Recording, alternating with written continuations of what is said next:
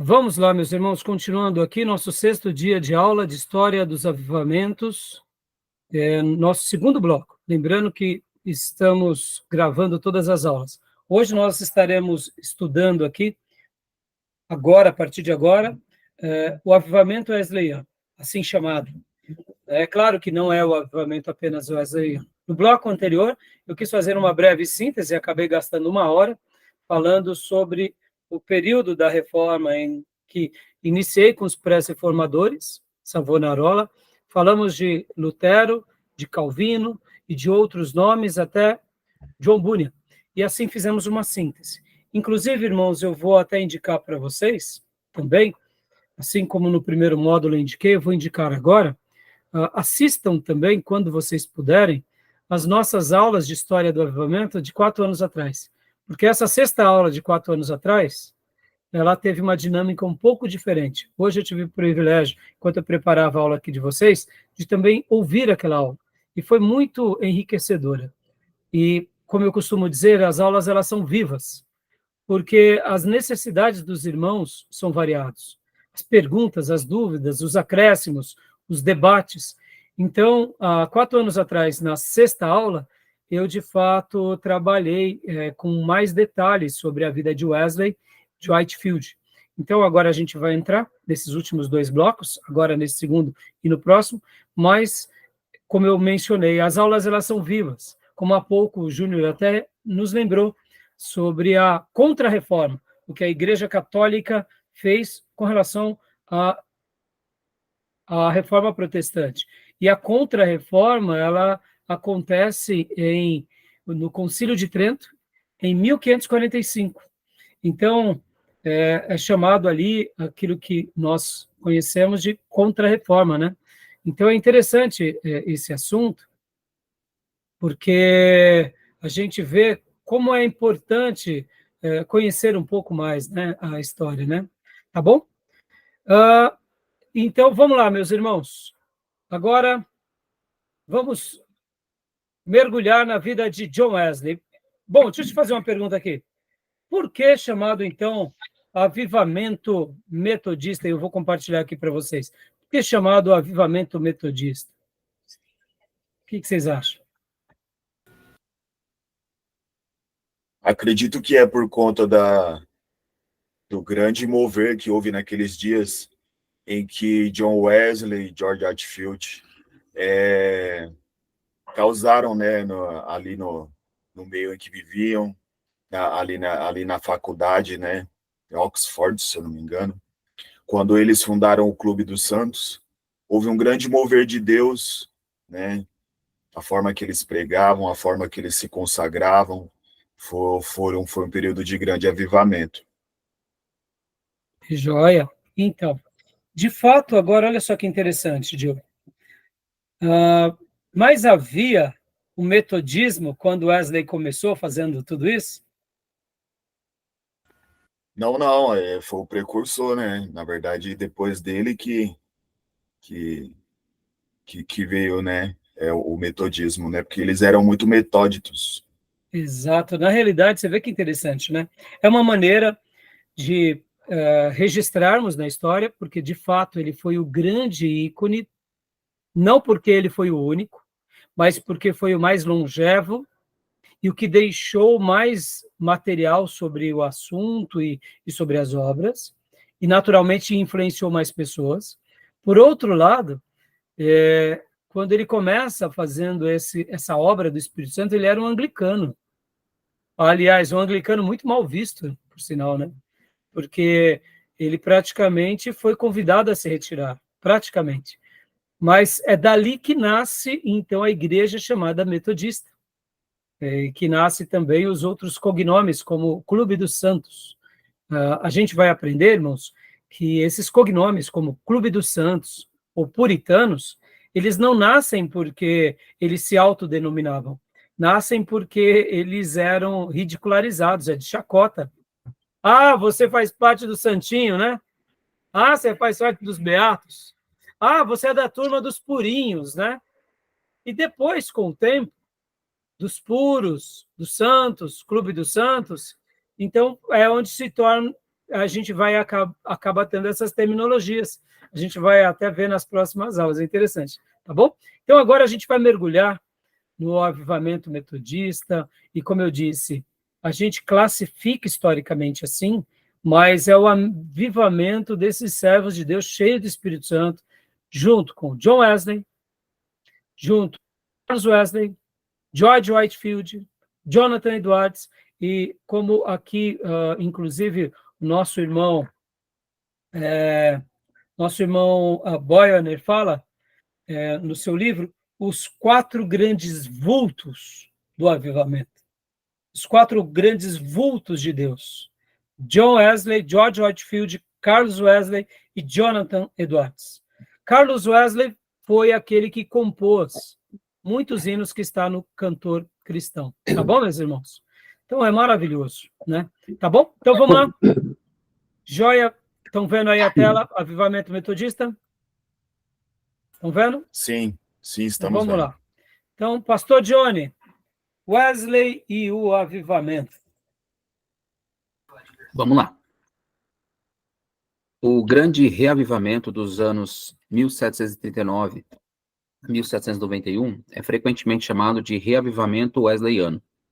É que, embora Deus tivesse usado grandemente George Whitefield, os 2 irmãos Wesley e dúzias de pregadores leigos para acender o fogo de reavivamento, John Wesley pregou em mais lugares, a mais pessoas durante o maior número de anos do que os outros. Exatamente. Então, aqui foi uma síntese falando sobre o que nós acabamos de mencionar. Agora, olha que interessante. Segundo os nossos irmãos especialistas do tema, vai durar de 39 a 91. Ou seja, um período bem significativo. Praticamente, aqui a gente pode pôr 52 anos. Não é isso? Praticamente. 52 anos. Ou seja, foi algo expressivo ou não? Algo muito expressivo. Alguns historiadores, irmãos, vão dizer que a situação da Inglaterra nesses dias era muito parecido com a situação do Brasil. Muita prostituição, muitos vícios. Naquele dia, as pessoas elas bebiam muito, principalmente bebidas destiladas, né? É onde surge o uísque, essas outras bebidas destiladas. Muitos vícios de jogatina, etc. e tal, os bordéis, os bares, as noites noturnas, muita pobreza, muita criança jogada nas ruas, pais que trabalhavam o dia inteiro, à noite iam para os bordéis, e as mulheres abandonadas, muitas acabavam se enveredando também por uma vida assim vulgar. Então, o pano de fundo era um pano de fundo onde os empresários exploravam essa matéria-prima chamada pessoas, eles enriqueciam mais, a miséria aumentava e, consequentemente, a prostituição, o roubo, o crime. Então, quando começa a pregação desses homens, e eles começam a fazer aquilo que nós aprendemos nas aulas iniciais, que é a retomada da palavra de Deus, houve uma mudança tão grande nesse tecido social que as roupas das mulheres deixam de ser roupas escandalosas, passam a ser roupas decentes, que as práticas, os vícios, as noites, tudo realmente é mudado. A questão da dignidade humana, a valorização humana, a criação de sindicatos, ou seja, o efeito cascata dessa obra da evangelização, dessa obra que é fruto dessa pregação, desse mover de Deus, ela é tão gigantesca que em algumas décadas o pano de fundo social mudou totalmente. Aí eu pergunto, mudou por causa do quê? Por causa do rei? Mudou por causa da política? Não, mudou por causa do evangelho no coração dos homens. Eu gosto muito de uma ilustração de um pai que ele fazia faculdade e aí ele tinha um filho pequeno, filhinho de 4 anos de idade, e durante os finais de semana o filho fazia o quê? Falava, papai, vamos brincar? Vamos brincar? E o papai ali, em meio às suas atividades e provas, um dia ele estava muito atarefado e ele falou, meu Deus, agora, como que eu vou fazer? Eu vou estudar ou eu vou brincar com meu filho? E ele tinha, nos escritórios dele, ele era um homem muito estudioso, um mapa mundi. Um mapa mundi. Aquelas, não era um quadro, mas era como se fosse literalmente um mapa bem grande. Então, ele pensou, meu Deus, eu preciso estudar muito hoje. Então, eu vou ter que dar uma tarefa para o meu filho que seja difícil, e depois de tudo, se ele não conseguir montar, aí eu brinco com ele, mas se ele conseguir, vai demorar muito tempo. Então, ele falou, filho, o papai vai te dar uma prova, tá? Tá bom. Então, aqui, tá aqui esse mapa, o papai vai cortar agora que nem um quebra-cabeça, e você vai ter que montar o mapa mundi. Uma criança de 4 anos de idade, irmão. E aí, o que vocês acham? Passou 1 hora, ou menos de 1 hora, bate na porta do escritório do pai, a criança falou, papai, vamos brincar. Filho, só quando você acabar de montar o mapa. Está montado, papai. Ah, não acredito.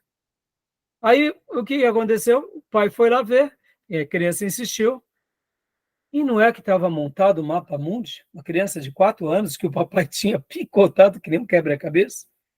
Aí o pai ficou impressionado, e o pai perguntou assim, filho, como você conseguiu montar o mapa mundi? Aí ele disse, foi fácil, papai, porque quando eu comecei a montar o mapa, eu não consegui, mas eu notei que o outro lado do mapa tinha um desenho de um homem. Lembra aquele quadro de Michelangelo, que é aquela pintura onde tem um homem ao redor de uma roda, né? Se não me falha a memória, Michelangelo, ou de algum grande desses cientistas do passado. Não sei quem é. Fala, Júnior. Será que é? Você sabe? Bom, e aí o que acontece? Ele falou, papai, o que eu fiz? Eu vi que tinha um homem, então eu montei o mapa do homem. E aí, depois eu só virei de ponta cabeça. Lição de moral. Para a gente arrumar o mundo, a gente arruma o homem individualmente. Quando a gente se arruma com Cristo, que é só Cristo que pode nos arrumar, a gente arruma o nosso lar, que a gente arruma a nossa família, que a gente arruma o nosso bairro, e assim a gente arruma a nossa cidade, o nosso país e o mundo. Fantástico essa história, não? Então, John Wesley vai ser esse homem, esse ministro, que vai arrumar um a um, pelo poder de Deus. Tá bom, meus irmãos? Joia? Vamos lá, continuando aqui. Então, leia para nós, pastor Johnny, por favor. Pois não. Ele também fez mais para conservar o fruto do reavivamento. John Wesley foi claramente o líder escolhido por Deus para esse impressionante despertamento espiritual. A gente vai aprender um pouco o que ele fez, né? Aqui é a biografia dele. Pode ler ainda para nós? Pastor, dá para ler? A letra está muito pequena ou não? Não, está tranquilo.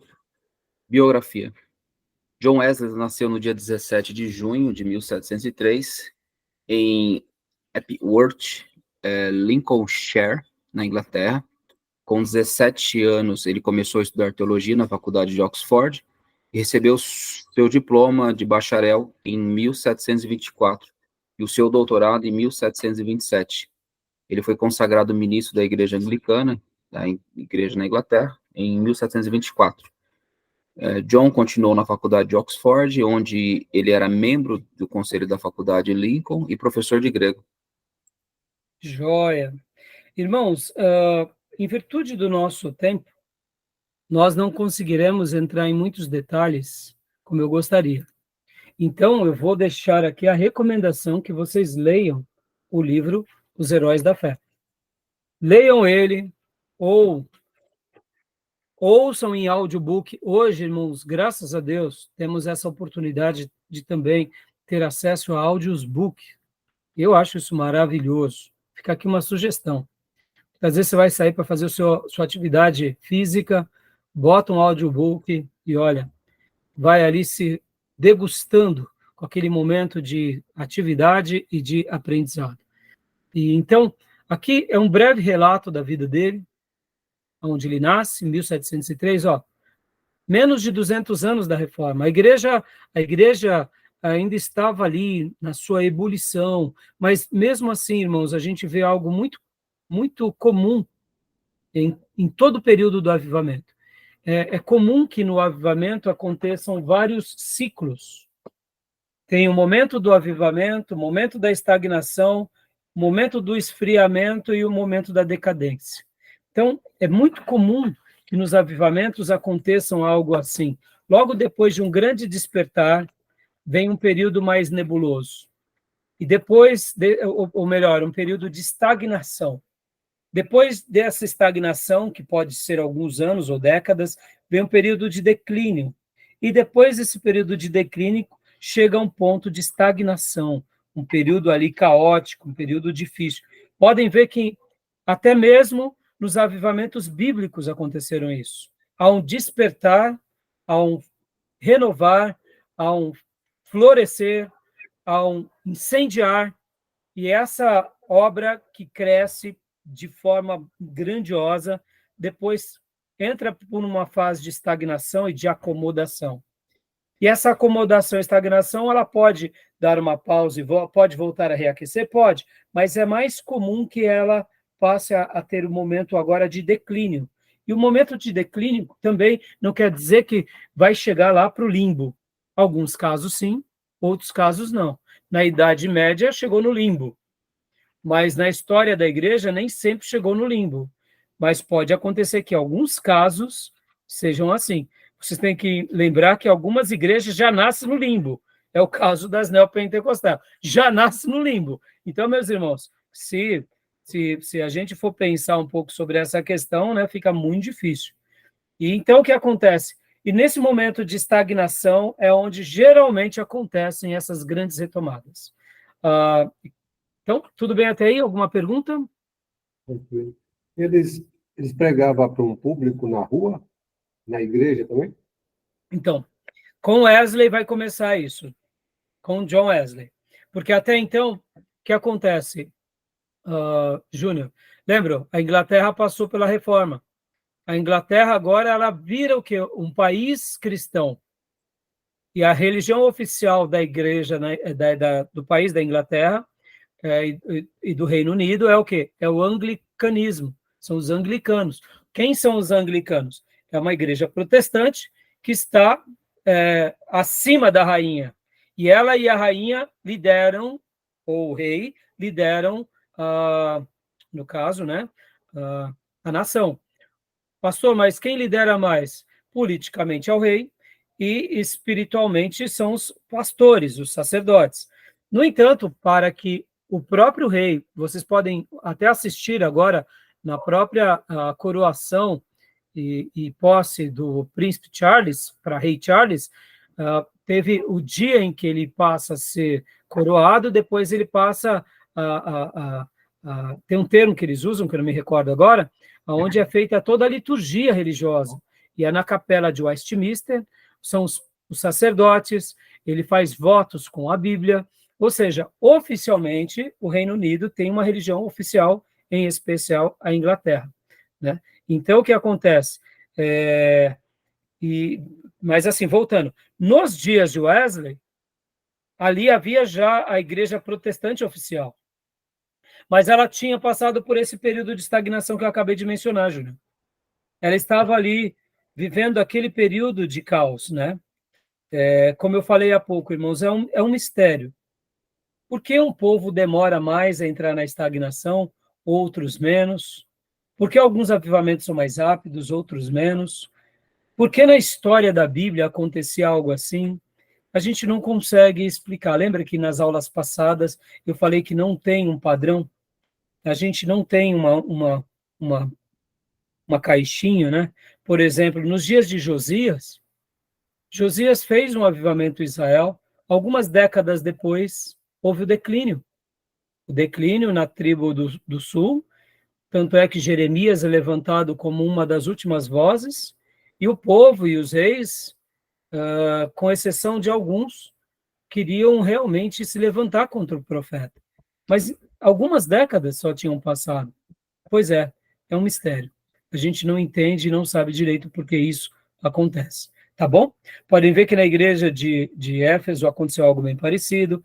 Então, quando a gente pensa que um avivamento ele vai demorar por 2, 3 séculos, eu diria que ao estudar a gente não vê isso.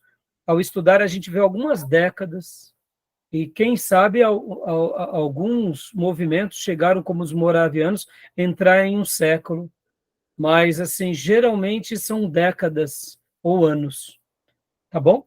Ou eu poderia dizer, unindo a pessoa, são gerações que se mantêm. Aí quando substituem aquelas gerações, há uma mudança, tá bom? E todo o declínio, irmãos, é caracterizado por uma situação econômica paupérrima, situação política deplorável, situação espiritual miserável e, consequentemente, o pano de fundo que isso influencia a igreja e a sociedade é imenso, né? Tá bom? Por isso que a gente precisa de um avivamento nos nossos dias. A nossa situação econômica é boa, a nossa situação política é agradável, a nossa situação espiritual como brasileiro é significativa. O momento que nós vivemos como brasileiros é um momento ético, moral, de cidadania, de valores, de justiça. Então, será que a gente está precisando também de um avivamento? Entendeu? Então, tá bom? E uma outra coisa, irmãos, olha, o Oxford já era uma universidade forte, hein? Porque essa universidade, ela nasce por volta do ano 1000. Então, percebam que Wesley, para ele entrar nessa universidade, ele não era um Zé das Couve, tá bom? Ele já era ali de uma família abastada. Porque para uma pessoa entrar em Oxford, ele precisava ter um certo patrimônio, um certo prestígio. Não era qualquer um, tá bom? C.S. Lewis vem antes dele, né? C.S. Lewis? Não. C.S. Lewis é recente. C.S. Lewis é mais recente, é do século Ele passado. também é professor de Oxford. Professor Sim, de Oxford. mas C.S. Lewis é por volta da Segunda Guerra Mundial. Contemporâneo ali. Você vê, irmãos, é uma universidade que tem praticamente 1000 anos. É brincadeira isso? É um povo diferente ou não, né, irmãos? Indiferente de qualquer período, né? Então, continua lendo para nós, pastor Johnny, por favor. Pois não. O Júnior tocou do C.S. Lewis, né? Inclusive o cristianismo puro e simples nasce nesse período da Segunda Guerra, né? Pós-Segunda Guerra. Obrigado, pastor. Vamos lá, biografia. Em 1729, Charles Wesley, o irmão de John, e mais 2 estudantes começaram um pequeno grupo que se reuniu para a oração, estudo bíblico e encorajamento mútuo. John logo tornou-se o líder do grupo, que era chamado de o Clube dos Santos. Eles usavam um sistema metódico de autoexame e autodisciplina, e por esse motivo foram chamados de metodistas por alguns. O grupo nunca cresceu muito, variando entre 10 e 15 membros, com no máximo 25. Um outro jovem chamado George Whitefield juntou-se ao grupo depois de alguns anos, tornando-se um grande amigo de John Wesley. Glória a Deus, meus irmãos. A história se repete, meus irmãos. Fantástico isso, não? Fantástico. Fantástico. Qual era a proposta deles ali? Viver igreja. Viver igreja. Viver igreja na universidade. Charles, o irmão de John, e mais 2 estudantes começaram ali.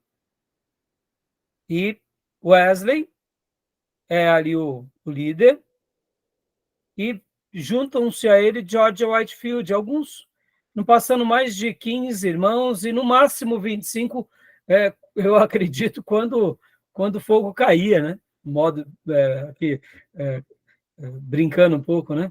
E aí eu pergunto, será que isso não foi fator determinante para aquilo que um dia viria ali na frente? Meus irmãos, nunca duvidem dos pequenos começos. Eu amo esses pensamentos, de ir à busca de mais um, de se reunir com o coração inteiro com o irmão, de cuidarmos de alguém como se estivéssemos cuidando de uma grande pessoa. E na história de Deus, eu quero acreditar que quando nós fazemos isso, a gente desperta o coração do Senhor. A gente toca no coração dele, É como que se Deus estivesse dizendo para nós, nas entrelinhas, ô meu filho, parabéns, que agora você está trilhando num caminho que você, lá na frente, vislumbrará como algo notável. Porque, irmãos, você tem que lembrar que essa é uma realidade do povo de Deus, piedoso, que sempre existiu. Aqui não é nada de novo. Aqui não é nova visão, não é nova revelação, não é uma nova... É o básico, é como o pastor Ernesto Nini dizia, nós precisamos da velha Bíblia, da antiga oração, da antiga fidelidade a Deus, temor a Deus, do antigo jejum. É isso que a gente precisa das práticas na antiga igreja, no sentido de igreja que eu pertenço, na oração pública e na oração privada. Fantástico, né, irmãos? Glória a Deus, né? Pode ler para nós agora, Júnior, por favor. Dá uma folga, pastor Johnny. Em outubro de 1705, John e Charles Wesley viajavam para a América como missionário. Porém, depois de um pouco mais que 2 anos, John voltou à Inglaterra em fevereiro de 1738, preocupado com sua própria salvação. Aspa, fui para a América converter os índios, Charles. Ele lamentou. Mas, quem vai me converter? Poucos meses depois, no dia 24 de maio, John teve uma experiência na qual ele obteve a certeza da sua salvação pela fé. Pouco ano depois, John e outros membros do Clube Santo tiveram uma experiência poderosa de enchimento com o poder do Espírito Santo. Meus irmãos, olha que coisa fantástica. O que eu acho notável na vida de John Wesley? A verdade. Eu me recordo que eu estava na minha igreja mesmo, pregando na minha igreja. No modo de falar. Eu não tenho uma igreja, eu pastorei uma igreja. Mas estava pregando na igreja e um dia eu disse assim para os irmãos, no começo de uma mensagem, eu falei, irmãos, a gente não pode ser verdadeiro. A gente não pode ser leal. Se a gente for verdadeiro, a primeira coisa é que as pessoas vão bater na boca e falar, você faz isso? Você pensa isso? Você tem essas dúvidas? Ou seja, a gente está habituado a viver diante de uma roupagem tão grande que se um pastor, ele por acaso ousa dizer algo como John disse, fui fazer uma obra para converter índios, mas, quem vai me converter? Pelo amor de Deus, você está desempregado no seminário, porque aqui ele já era professor de grego na universidade, ele já era pastor ordenado, ele está desempregado no seminário e está desempregado na igreja. É quase excomungado. Porque se você até comete um pecado, você não pode falar abertamente, porque se você falar abertamente, você é um pecador dos piores. Ou seja, a gente vive uma maquiagem tão grande que ser leal até a Deus, a gente não pode. Não estou dizendo que a gente vai pegar as coisas mais íntimas e jogar no ventilador, não é isso. Mas tem momentos na nossa vida que a gente quer ser só ser humano, que as pessoas querem ser um pouco, ser gente. Então, ao ouvir isso de John Wesley, a gente percebe o quanto a verdade estava no íntimo dele. E olha, irmãos, fala, Júnior. Humildade. Humildade. E podem ver que essa humildade, essa verdade no íntimo, esse quebrantamento, acompanham todos os homens de Deus no Velho Testamento, no Novo Testamento e na história da igreja. E não há como nós sermos cheios do Espírito Santo sem esses princípios. Por isso que a gente precisa, sim, ter amigos leais, irmãos leais, mas a gente tem que ser verdadeiro. Isso me faz lembrar a piada, eu já contei para vocês, né? Os 3 pastores pescando no barco, não? Não? Não? Então, se eu já contei numa outra aula, então, me desculpe, eu vou contar de novo. Tinham 3 pastores ali pescando num barco, tal, aquele dia de comunhão, e ali naquele momento de louvor, de oração, de comunhão, um deles falou assim, pastores, eu tô precisando me desabafar, pastores, aqui a gente só está entre homens de Deus, então, sabe, pastores, eu queria rasgar o meu coração e pedir oração para os irmãos. Tá bom, pastor? Deus está tocando na nossa vida para a gente ter esses momentos aqui de confiança. Isso é bíblico, né, irmãos? Então, conta, pastor. Ele é pastor. Eu tenho fraqueza, irmãos. Eu tenho fraqueza com irmãs, com mulher. No começo da minha vida eu já pequei, antes de ser pastor eu pequei, mas eu não posso ver uma pessoa bonita que eu era escravo do sexo e isso tudo me destrói. Eu não posso ver uma irmã bonita, com corpo bonito, que eu já vejo na mente. E aí ele começou a descrever tudo. Ele fala: ô, pastores, orem por mim, eu me sinto mal, me sinto sujo. Hoje tenho minha mulher, já pedi perdão para Deus, pedi libertação, mas tem hora que é uma luta, e eu tenho lutado. E os pastores dizem: não, mas o pastor vai vencer, vamos orar. Aí ele acabou de falar, veio o segundo, falar: pastores, meu problema é outro. Graças a Deus, nessa área, eu nunca fui escravo do sexo, né? Eu tenho a minha família, mas o meu problema é o dinheiro. Dinheiro. Meus irmãos, é uma tentação. Quando os irmãos põem a oferta lá no gasofilácio, na salva, pelo amor de Deus, administrando o caixa da igreja, eu tenho que chamar os obreiros. Eu não posso, porque, meus irmãos, eu já tive fraqueza assim no passado, e pelo amor de Deus. Antes de me converter, o dinheiro era tudo para mim, e agora na igreja, pastoreando, a nossa igreja é próspera. Oh, meus irmãos, é uma tentação. Bajuluma os mais ricos e desconsidera os mais pobres. Ah, meus irmãos, orem por mim. Macedinho. Macedinho. Macedinho. Macedinho. Boa. Aí, vamos orar pelo pastor, vamos orar. Ali, eles quebrantados, sabe, chorando, né, irmão? Enquanto um falava, chorava. Aí o outro falou, chorou, aí os outros, amém, Deus vai te ajudar, pastor. E o irmão, o terceiro, né? E o irmão, irmãos, eu tenho um problema, não é nem com a pornografia, o sexo, nem com o dinheiro. Meu problema é com a língua. Eu falo demais. Os outros dois já começaram a suar branco. Eu acredito que começaram a pensar: vamos ter que afogar esse pastor. Bom, a história chegou aqui, irmãos. Então, o linguarudo não conseguiu se conter, tá bom? Só para a gente descontrair um pouco, tá bom, meus irmãos? O inteiro vai saber do segredo. Pois é, né? Então, meus irmãos, a gente, voltando, né, John Wesley, o Clube dos Santos era o quê? Um momento de discipulado, de oração e do quê? De compartilhamento mútuo, irmãos. Igreja, esse negócio do encontro, do G12, não sei o quê, do movimento tal, da unção tal, meu irmão, tudo besteirada, isso daí o povo de Deus faz a vida toda, se reúne, ora junto, busca. Davi já deu sinais disso. Moisés ia pedir conselho para Jetro. Meus irmãos, o povo de Deus sempre foi um povo de comunhão. Salmo 133 ensina isso. Ali repousa a bênção e a vida para sempre. Aonde? No Monte Hermon, no óleo que verte sobre a cabeça, escorre para a barba e chega nas vestes de Arão? Não, é onde há comunhão. Então, John Wesley é esse que logo depois faz as suas viagens missionárias e pouco tempo depois já tem uma experiência poderosa com o Espírito Santo, tá bom? Então, continuando aqui, meus irmãos, vamos lá? Aqui.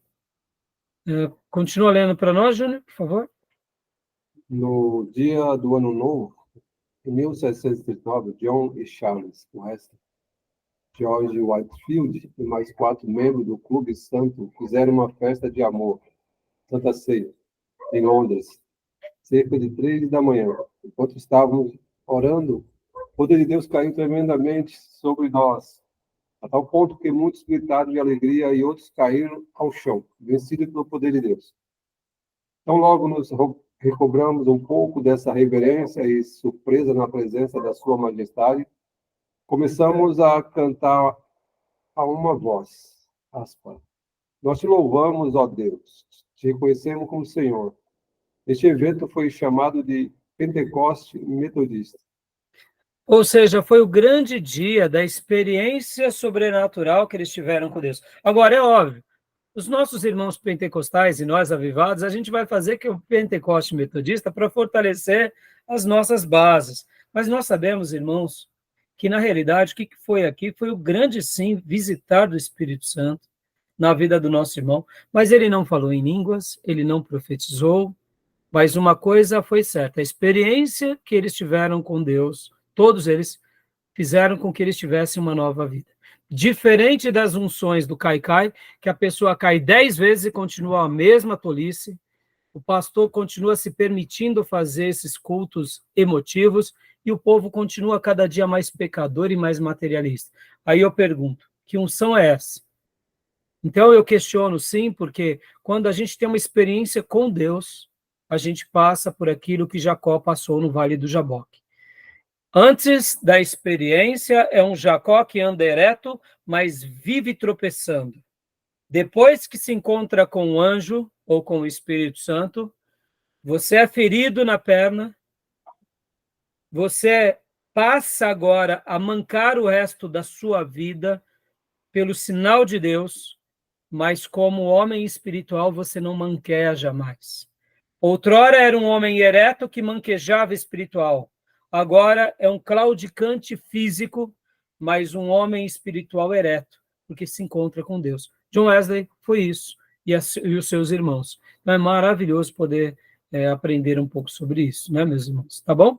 Aqui é ele pregando nas praças. Lembra que você tinha perguntado, Júnior? Ele pregava nas praças? Sim, porque a igreja anglicana, vendo ele começar a ter um discurso na contramão daqueles que estavam bem conformados, começaram a tratá-lo à parte. Então, ele, daí onde surge a célebre máxima, a minha capela, ou seja, a minha igreja é o mundo.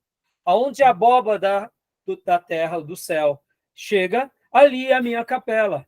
E aí ele ia, muitas vezes, quando as igrejas não abriam as suas portas para eles iam nas praças.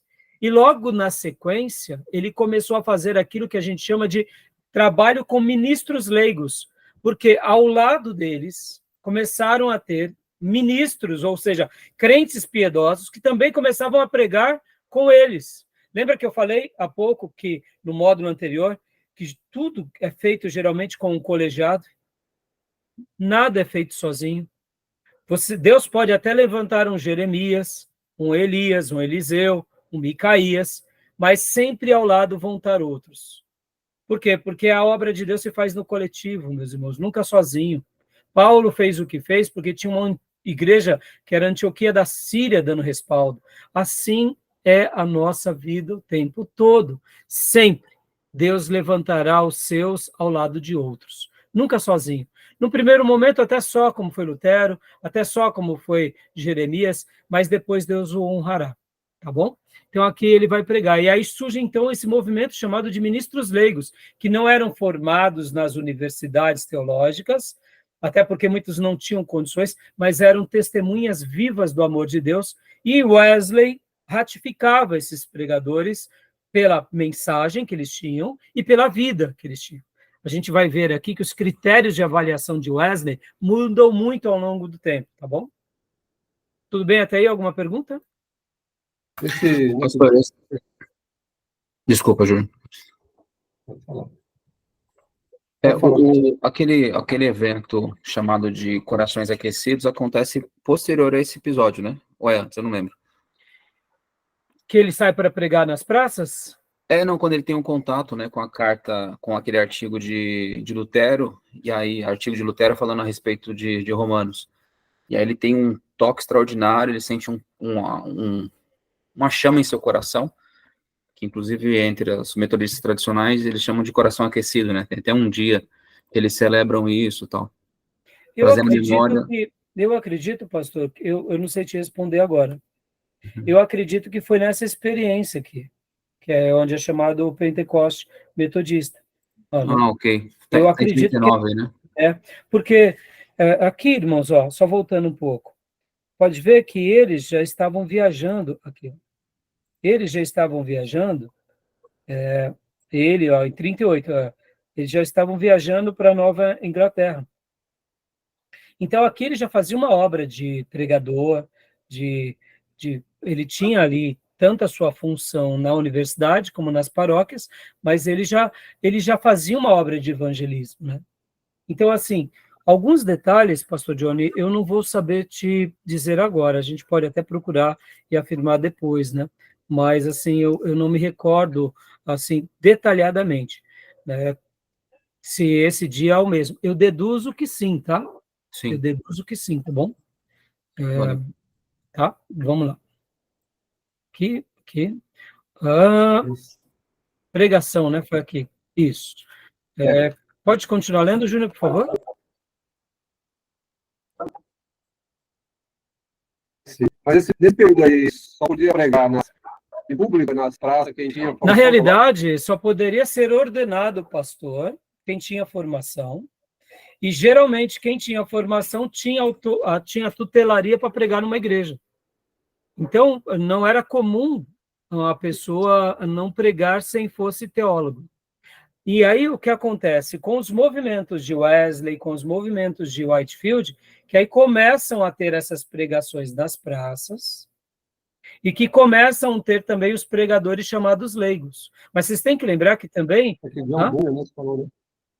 Você falou que John Bunyan não podia, Então, né? isso que eu ia citar agora exatamente. Um pouco menos de 100 anos atrás, Bunyan já passava por isso.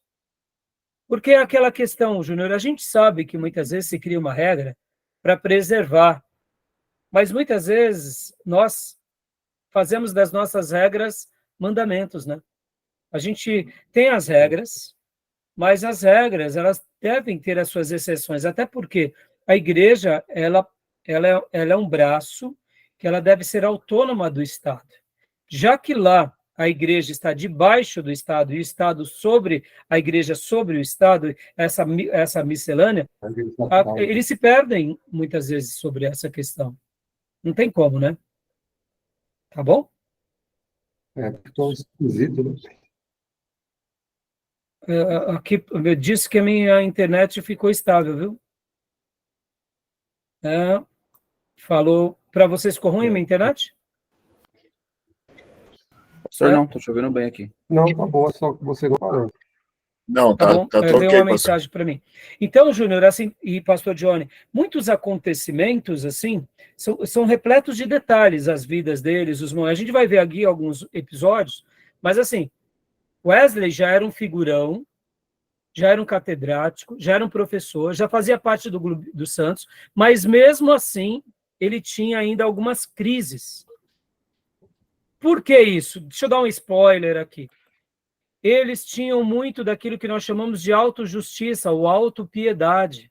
A Inglaterra já tinha se transformado, em parte, num país cristão, e por serem cristãos, então eles ajudavam as crianças, iam nos presídios, ajudavam as crianças que os pais estavam presos. Então, a piedade, a religião já era uma coisa muito comum na vida deles. Na vida de George Whitefield, isso vai ficar mais destacado. Então, muitas vezes, a nossa autopiedade nos enganam, fazendo com que nós pensemos ao nosso respeito que a gente é cristão de verdade. Esse que é o problema. A nossa autopiedade, a nossa autojustiça, diz para nós, isso é tudo inconsciente, que eu sou um crente de verdade, porque eu vou na igreja, porque eu oro, eu faço devocional. E muitas vezes a gente está com os nossos atos comprando a nossa salvação. Em tese, a gente estar erguendo um ídolo chamado autopiedade, ou alguma coisa semelhante a isso, e a gente não está sendo salvo pela graça, pelo poder regenerador. Então, eles, ao começarem a estudar a Bíblia, e a gente vai ver que, inclusive, o Whitefield ele vai ser contundente nessa questão. Podem ver que John Bunyan, com toda a sua simplicidade, ele foi liberto dessa autopiedade, e aí ele se torna o que ele se tornou, com muito sacrifício, é claro, mas porque ele entendeu a graça. Mas é aquilo, irmãos, a religião, o formato, o meio, os costumes, a liturgia, vai criando em nós esse princípio evangeliquez, essa roupagem religiosa, essa roupagem sacerdotal. E tem hora que a gente, naturalmente, por estarmos no meio mais elevado, ético e moral e espiritual, a gente acha que essas coisas nos redimem. E é a nossa autojustiça, a nossa autopiedade. E aí a gente faz a obra, a gente se torna juiz, a gente conhece a Bíblia, porque damos o dízimo, e é aqui que a gente se perde. E é por isso que muitas vezes a gente começa a viver os frutos de uma letargia, e é o próprio Deus querendo nos trazer de volta. Pode ver, irmãos, em cada período da história, seja o grupo que for, até mesmo hoje entre os pentecostais, hoje os pentecostais também estão precisando de uma nova reforma. Hoje eles se tornaram políticos, se tornaram performáticos, eles têm o acesso a canais de TV, eles têm uma linguagem comunicativa, eles têm uma presença de palco, eles sabem falar de uma forma carismática, mas muitos são profissionais da fé. Ou seja, o verdadeiro cristianismo se perde quando a gente tem essa autojustiça, essa autopiedade, essa autoperformance. Por isso que a vida com Deus é mais do que a liturgia, mais do que a performance. Por isso que eu não estou entrando no livro em si, não vai dar tempo, mas ao ler esse livro, a gente vai notar que Wesley, ele descobre o que, nas entrelinhas, que a vida com Deus é muito mais importante do que a vida performática, a vida sacerdotal, a vida litúrgica. E aí, a partir daí, ele começa a compreender isso, pôr em prática lá no Clube Santo, e depois dessas experiências. Tá bom, meus irmãos? Tudo bem? Então, aí eles começam a fazer as pregações, entendeu, Júnior? Tá bom? A Inglaterra é um estado restritivo, né? Na Inglaterra, nesse tempo. Sim. Sim, acaba sendo, né? Vamos lá. Aqui, você leu essa frase? Não. Não, essa não. Vai. Leia para nós de novo. A partir desse Isso. momento começou. Dentro de um mês e meio, George Whitefield estava pregando para multidões de milhares, com John Wesley fazendo o mesmo dentro de 3 meses. Com apenas 22 anos de idade, Whitefield começou a pregar ao ar livre. As multidões aumentavam. Dá uma pausa aqui, Júnior. Só uma pausa, por favor. Só uma pausa. Lembrando, depois do quê? Depois dessa experiência que eles tiveram, no ano de 1739. Aí alguma coisa acontece com eles, que eles começam a pregar, e aí vem Whitefield aos 22 anos. Então, John Wesley já era um pouco mais velho. Então, é interessante, né? Tá bom? Aí, vamos aqui. Aí, continua, por favor, Júnior. As multidões aumentavam diariamente até chegar a 20 mil ouvintes. Os mais ricos ficavam sentados em seus coches e outros em seus cavalos. Alguns sentavam nas árvores. Em toda parte, o povo se reunia para ouvir Whitefield pregar. Todos eram, às vezes, levados a chorar, conforme o Espírito Santo de Deus descia sobre eles. Deus seja louvado. É comum vermos relatos que Whitefield está pregando para uma multidão de 5.000 pessoas, e eu quero lembrar para vocês que não havia microfonia naqueles dias. Sim. Como que eles pregavam? Geralmente eles iam numa região, ficavam sobre uma colina ou um monte, um lugar mais alto, eles prestavam atenção na direção do vento, e ali se eles estavam numa região onde tinha montanhas, eles pregavam, fazendo com que a voz dele ecoasse. Irmãos, magnífico. Quando eu disse para vocês que eu ia fazer uma breve citação aqui de Martin Lloyd-Jones, Pregação em Pregadores, por quê? Porque Martin Lloyd-Jones diz assim, que um pregador ele precisa de várias coisas. Em primeiro lugar, a Bíblia. Em segundo lugar, ser convertido a essa Bíblia. Em terceiro lugar, conhecer a história da igreja. Aí ele vai fazendo os seus apontamentos e, por último, ele fala até que a homilética é uma das últimas coisas. Conhecer a história da igreja é fantástico. Saber que Deus usou os nossos irmãos dessa forma é estratosférico. É algo assim que a gente não tem dimensão. Falar às praças. Eu me lembro de um texto que eu li sobre uma pregação de Whitefield, e enquanto ele pregava para um público de 5.000 pessoas, as 5.000 choravam no mesmo momento, de forma uníssona, todos chorando. Meus irmãos, é algo que a gente, ao ver esses episódios na história, a gente se debruça com humildade, pedindo poder para Deus, para a gente poder fazer uma obra. Agora, é claro, Whitefield não era um megalomaníaco que queria só as multidões. Deus o leva às multidões.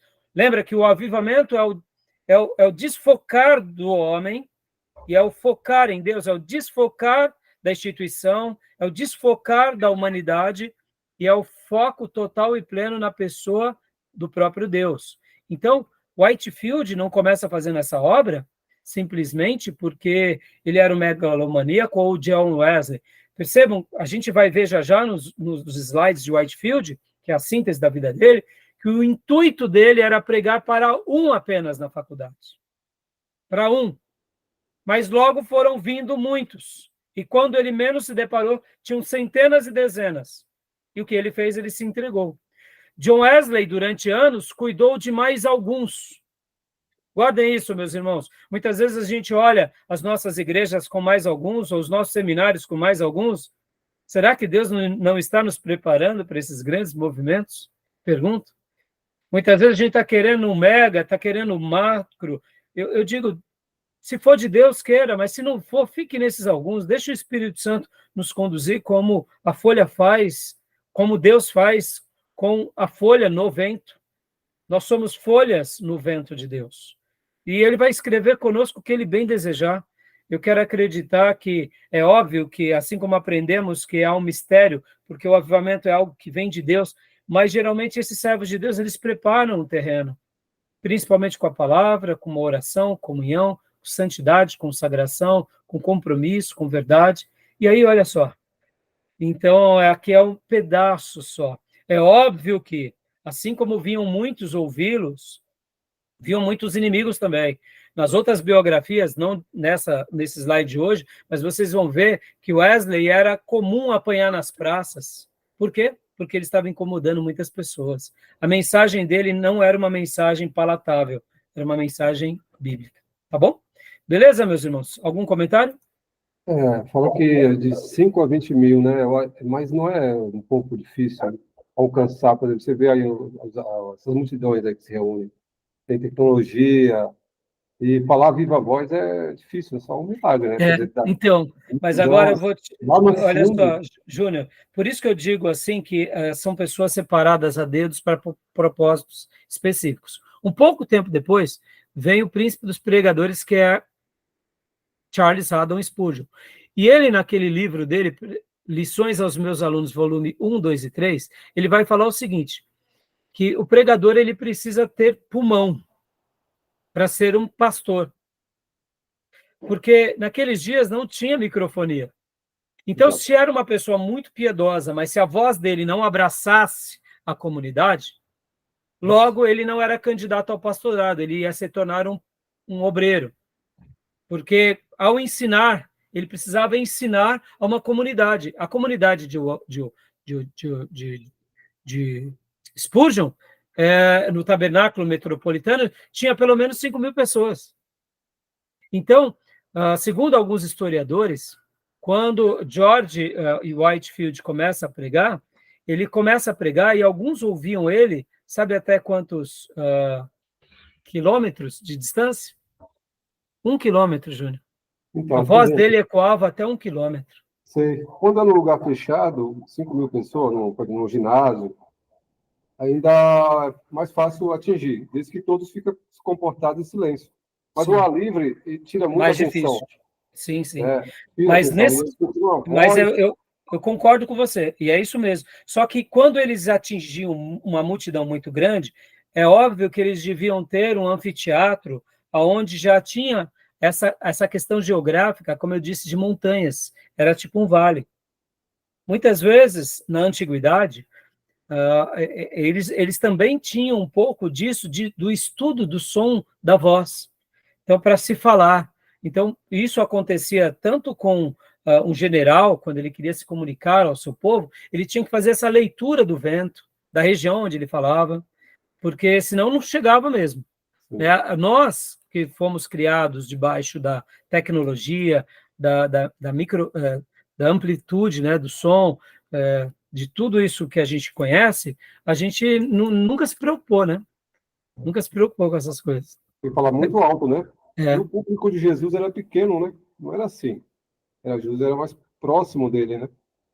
Mas da multiplicação dos pães, nas multiplicações, quantas pessoas tinham? Não, mas ali Jesus, não sei se ele fez ali um ensino, mas Entendeu? fez milagre, né? Mas assim, o que eu quero dizer, Júnior, você pode ver que havia muitas vezes na antiguidade momentos assim. Podem ver que quando Esdras lê o livro da lei, eles ficam a manhã toda ouvindo a lei. Eram muitas pessoas, eram muitos. João Batista já era assim, o caráter de pregação dele já era explosivo, É. entendeu? Agora temos que Jesus era bem pedagógico, né? Mais ensino, entendeu? Sim, sim, mas são coisas que a gente imagina que quando eles precisavam realmente colocar a sua voz, eles tinham essa, essa, Força. essa força, né? Tá bom, meus irmãos? Vamos ler mais esse daqui. Olha aqui, leia para nós. Agora, irmão Gil, leia para nós, para a gente fechar esse bloco. Pregação, Whitefield. Whitefield, Deixa eu só ver se estou no certo. Espera aí. Isso, é isso mesmo. Por ok. favor. Whitefield continuava insistindo com Wesley para ir a Bristol e ajudá-lo. Em abril, Wesley ficou ao lado de Whitefield em Kingswood, ainda questionando se era adequado falar fora do prédio da igreja. Naquela noite, Whitefield pregou sobre o Sermão do Monte. De repente, compreendeu que Jesus também pregara ao ar livre. Whitefield voltou a Londres e no dia seguinte Wesley pregou então a 3.000 ao ar livre em Kingswood. Ele permaneceu em Bristol durante 2 meses, mais ocupado do que nunca. Seus cultos das 7 horas da manhã de domingo geralmente tinham de 5.000 a 6.000 ouvintes. Olha só, ele agora aqui, então, ó, né, por esses dados aqui, a gente vê que Whitefield, que o incentiva a pregação ao ar livre, ele, como um catedrático, né, normal, um teólogo, pensa se é adequado, mas ele entende que sim, e aí ele começa. Então, aqui respondendo as perguntas anteriores, né? Joia. Meus irmãos, aqui é divergências doutrinárias, a gente vai para o próximo bloco, tá bom? Então, eu vou parar agora aqui a nossa gravação e eu já retomo em instantes, tá bom? Alguma pergunta até aí? Tranquilo. Tranquilo? Joia? Só um acréscimo. Pode. Uma das frases mais conhecidas de John Wesley é: eu me coloco em chamas e o povo vem para me ver queimar. Isso, obrigado. Eu tinha feito a citação errada na outra aula. A gente vai ver essa frase já já. Está no final desse slide, mas na hora eu não citei corretamente. Obrigado. Joia. Tá bom, meus irmãos? Eu vou parar aqui a gravação